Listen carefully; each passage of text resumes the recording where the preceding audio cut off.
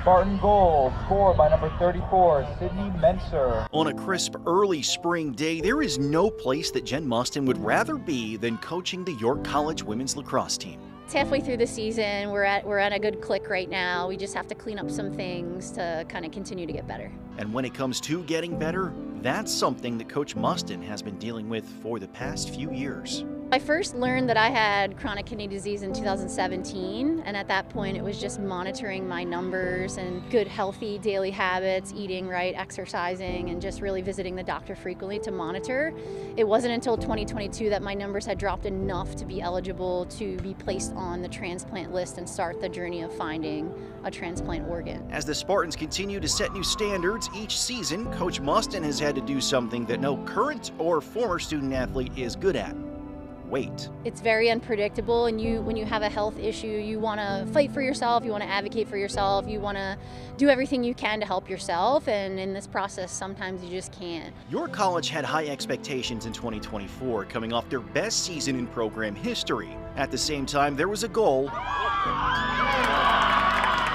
off the field that was on the horizon. Personally, I knew for me that it was probably going to be the year that I had hopefully gotten my transplant, so I knew that it was coming to a head and I probably would miss some lacrosse that year, but I just didn't know when. But a phone call changed all of that.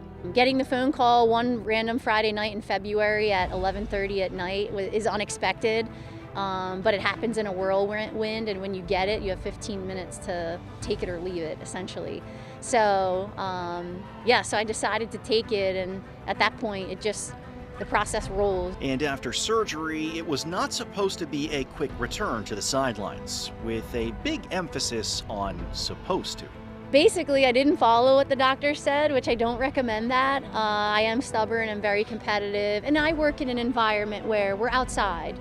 You know, I can keep my distance from people. I can be safe. I can safely and effectively coach my team and be with my team. So they told me to stay away for several months, and I really only stayed away for a couple weeks. Few were happier than Coach and her family, but her team was a very close second. Came home from the hospital to a decorated house and gifts on my front step. You know, they were so happy to see me, telling me I had color back in my face and that I looked better. You know, I couldn't eat potatoes and potato chips for a long time because of the way the potassium affects your kidneys, and so once I had my transplant, they were giving me bags of chips, giving me all kinds of bags of potatoes, just something funny but also like pretty heartfelt. 2025 is a new season with new possibilities in more ways than one. This was the first year and first season in many years that I didn't have a real health issue hanging over my head with an uncertain future to it. So it felt really great that I could just go into the season with clarity, think about my team, worry about my team, and focus really wholly on them. And Coach's message during National Donate Life Month comes as no surprise. You can register to be an organ donor. It's a very simple way to leave a legacy, save someone's life, and people that are interested in being living donors while they're still here on Earth can visit the National Kidney Foundation. Alex Cawley, Fox 43.